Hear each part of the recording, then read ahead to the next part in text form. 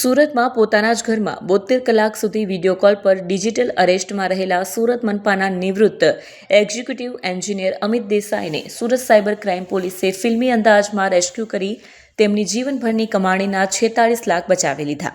આરોપીઓએ નકલી virtual court room બનાવી જજ, વકીલ, બેંક મેનેજર બતાવીને વૃદ્ધને એટલો ડરાવી દીધો હતો કે તે પોતાની મિલકત વેચીને પૈસા ટ્રાન્સફર કરવા તૈયાર થઈ ગયા હતા. આ દરમિયાન પોલીસે સમયસર પહોંચીને કેવી રીતે સાયબર માફિયા સાથે વાત કરીને વૃદ્ધોને બચાવ્યા તેનો વિડીયો પણ સામે આવ્યો છે. આ ઘટનાની શરૂઆત સોમવારે બપોરે થઈ હતી. વર્ષ 2022માં નિવૃત્ત થયેલા અમિત દેસાઈએ 2 મહિનામાં જ કેનેડાથી પરત ફર્યા. તેમને એક અજાણ્યા લોકલ નંબર પરથી ફોન આવ્યો. ફોન કરનારે પોતાની ઓળખ પોલીસ અને સીબીઆઈ અધિકારી તરીકે આપી અને વૃદ્ધને કહ્યું કે તમારા આધાર કાર્ડ અને બેંક એકાઉન્ટનો ઉપયોગ મની લોન્ડરિંગમાં થયો છે. કુખ્યાત આરોપી નરેશ ગોયલ સામે જે રેડ કોર્નર નોટિસ જાહેર થઈ છે તેમાં 45 કરોડના ફ્રોડમાં તમારા દસ્તાવેજો વપરાયા છે.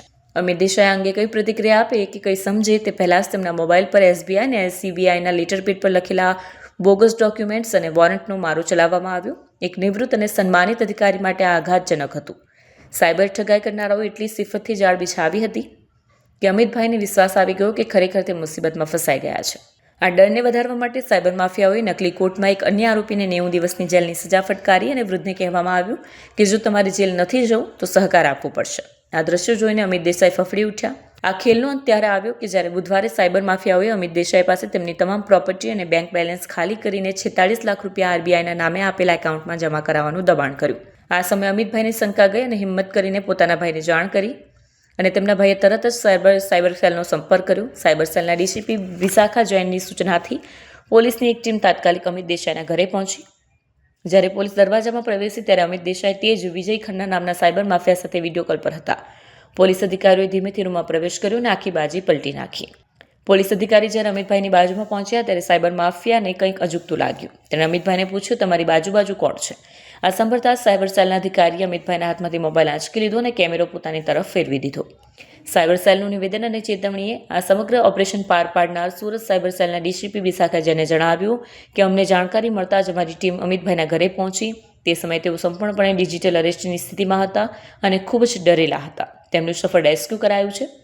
વિશે માહિતી આપતા કહ્યું કે આ કોલ્સ અને ઓપરેશન મોટાભાગે વિદેશથી, ખાસ કરીને સાઉથ ઈસ્ટ એશિયાના દેશોમાંથી ઓપરેટ થતા હોય છે. અમે નંબર ટ્રેસિંગ શરૂ કર્યું છે અને આરોપી સુધી પહોંચવા માટેના ચક્રો ગતિમાન કર્યા છે. મારું નામ અમિત કુમાર જયંતકુમાર દેસાઈ છે. હું સુરત મહાનગરપાલિકામાં એક્ઝિક્યુટિવ એન્જિનિયર તરીકે રિટાયર થયો છું 30/6/2022ના રોજ. અને તારીખ 17/11ના રોજ 17/11/2025ના રોજ બપોરે 3:30 કલાકે ટાઈમાંથી મારા પર ફોન આવ્યો અને મારા આધારની ઝેરોક્સ પરથી કોઈ મુંબઈમાં કાર્ડ લીધું છે અને એ કાર્ડથી મુંબઈના લોકોને સેક્સ અને પોર્નોગ્રાફીને રિલેટેડ બધા મેસેજીસ મોકલે છે અને હેરેસમેન્ટ કરે છે. એ રીતની ફરિયાદ નોંધાઈ છે મારી સામે મુંબઈમાં. એમ કરીને એમણે મને મુંબઈ ક્રાઇમ બ્રાન્ચની અંદર વાતચીત કરાવી. એ મુંબઈ ક્રાઇમ બ્રાન્ચની વાતચીત દરમિયાન એ લોકોએ ક્લિયરન્સ માટે હેડક્વાર્ટર ફોન કરીને ત્યાં તપાસ કરતા મને મની લોન્ડરિંગ કેસમાં પણ હું ઇન્વોલ્વ છું એ રીતનું એ લોકોએ ચાલુ કર્યું અને મારી સીબીઆઈ ઇન્ક્વાયરી કરવી પડશે એમ કરીને પછી એ લોકોએ સીબીઆઈમાં મારો કોલ ટ્રાન્સફર કર્યો અને મને વોટ્સઅપ નંબર મોકલ્યો કે આ નંબર પર કોલ કરો, વિડીયો કોલ. અને ત્યાર પછી સીબીઆઈમાં વોટ્સઅપ કોલથી વાત કરાવી અને તેની અંદર એ લોકોએ મારી પાસે બધી મારી ડિટેલ મેળવી લીધી અને મને મની લોન્ડરિંગ કેસ નરેશ ગોયલના કેસમાં 538 કરોડના ગોટાળામાં એક મારા નામનો એટીએમ કાર્ડ યુઝ થયો છે અને જેનાથી 2 કરોડનું ટ્રાન્ઝેક્શન કર્યું છે નરેશ ગોયલ. એ રીતની આખી સ્ટોરી બનાવી એ લોકોએ. અને ત્યાર પછી એ લોકોએ મારી સામે બીજે દિવસે ઈડીનું ટ્રાન્સફર, મારું ધરપકડ એરેસ્ટ ઓર્ડર કાઢ્યો અને મને બધા ડોક્યુમેન્ટ્સ મોકલ્યા. અને પછી એમાંથી બચવા માટે એવું કીધું કે બપોર પછી કોર્ટ સમક્ષ વિડીયો કોલથી હાજર રહેવાનું રહેશે. જજ આગળ રજૂઆત કરો, જો બચી જાઓ તો કસ્ટડી ન થાય. એટલે ત્યાર પછી જજ સમક્ષ મારું હિયરિંગ કરાયું. તેમાં જજ, 2 વકીલ, સીબીઆઈનો સ્ટાફ, પોલીસ બધા હાજર હતા અને મારી સાથે કેનરા બેંકનો બીજો મેનેજર પણ હતો. અને એ બેનું હિયરિંગ થયું અને તેની અંદર મને પછી કીધું કે તમને બાકાત રાખી છે પણ તમારે સહકાર આપવો પડશે, તમારી બધી વિગત આપવી પડશે, ફાઇનાન્શિયલ એસેટ્સ બધી આપવી પડશે. અને ત્યાર પછી બીજે દિવસે મારી પાસે બધા ડોક્યુમેન્ટ્સ લઈ લીધા અને બપોર પછી એ લોકોનો ફોન આવ્યો કે હવે આ બધું વેચી દેવું અને આના લિક્વિડ પૈસા તમે આરબીઆઈની અંદર અમે જે બેંક ખાતા નંબર મોકલીએ તેની અંદર તમે બેંકમાં આરટીજીએસથી ટ્રાન્સફર કરો. અને આ વાત આવતા મેં મારા ભાઈને કોલ કર્યો અને મારા ભાઈએ સાયબર સેલમાં દેસાઈ સાહેબને ફોન કર્યો. દેસાઈ સાહેબે પોલીસની ટીમ મોકલી, તરત ટીમ આવી ગઈ અને મારું વિડીયો કોલિંગ એ દરમિયાન એમની સાથે ચાલુ જ હતું. અને તેની અંદર એ લોકોએ બધી વાતચીત સાંભળી અને પછી મારો કોલ એક પોલીસવાળા સાહેબે લીધો અને તેમાં વિડીયો કોલ બંધ કરીને પેલા ભાઈને કીધું તમારો ચહેરો બતાવો, પણ પેલા ભાઈ ચહેરો નહીં બતાવ્યો. થોડી રકઝક થઈ પણ નહીં થયું ને ત્યાર પછી કોલ બંધ કરી દીધો.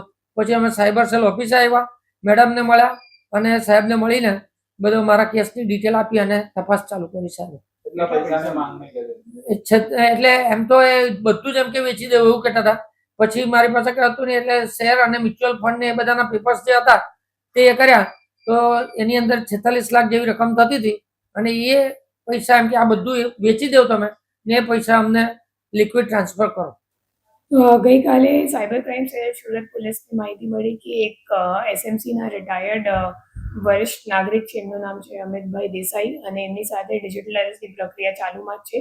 તો અમારી ટીમ તરત જ એમની રેસિડેન્સમાં પહોંચી ગઈ અને જ્યારે પહોંચી ત્યારે કોલ લાઈવ જ હતો અને એમાં જે સામેવાળો ક્રિમિનલ છે એ પોતાને મુંબઈ ક્રાઇમ બ્રાન્ચથી એક આઈપીએસ ઓફિસર તરીકે ઓળખ આપીને એમની સાથે છેતરપિંડી કરતો હતો. એમની પાસેથી આખી મિલકતની ડિટેલ્સ પણ લઈ લીધી હતી અને જે ડિજિટલ અરેસ્ટ છે એ છેલ્લા 3 દિવસથી ચાલતો હતો અને જે મિલકતની માહિતી 46 લાખની એમની પાસેથી મેળવી હતી. એમને એમ કહેવામાં આવ્યું કે તમે તમામને લિક્વિડેટ કરીને અમે લોકો જે ખાતા આપી રહ્યા છીએ એમાં તમે તમામ અમાઉન્ટ ટ્રાન્સફર કરી દો.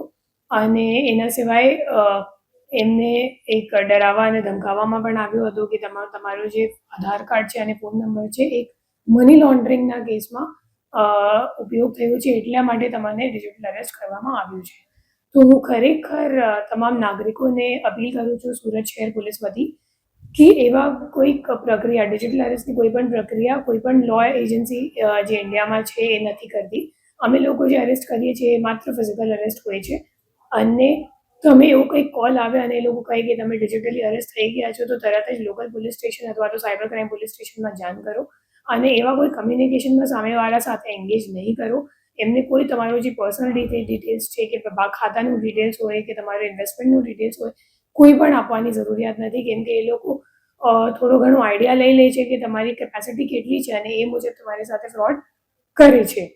તો એટલા માટે કોઈ પણ આવા કમ્યુનિકેશનમાં સામેવાળાને એન્ગેજ નથી કરવાનું અને તરત જ પોલીસને જાણ કરવાનું.